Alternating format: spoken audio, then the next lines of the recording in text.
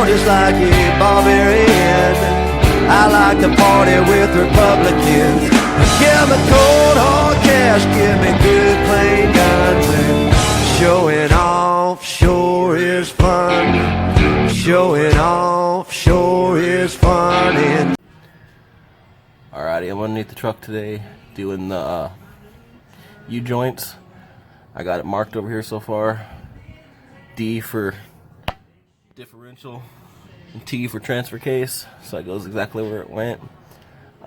We got 4 11mm right here.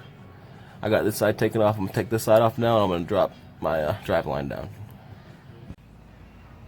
Alright, so I got my front drive line out.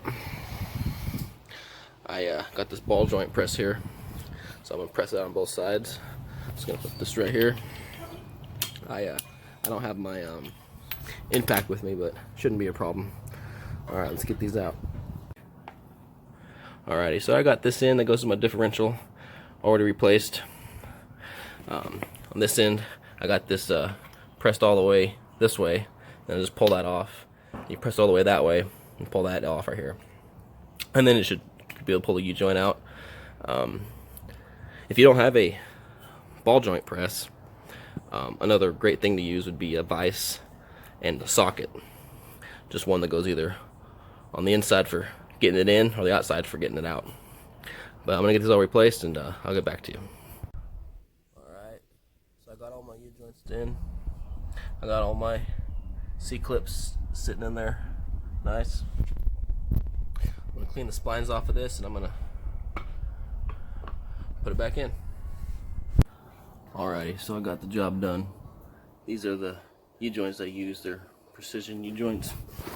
I just got the most expensive ones they had. They were like $33 or something like that.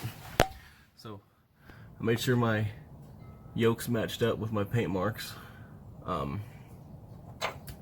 ears on my yokes. Can't really see it right now because it's on the other end. I already test driven this. Only thing is, I had a really hard time finding the replacement clip for this. I had to reuse my old one. I'm gonna see how it holds until I could get a new one for it.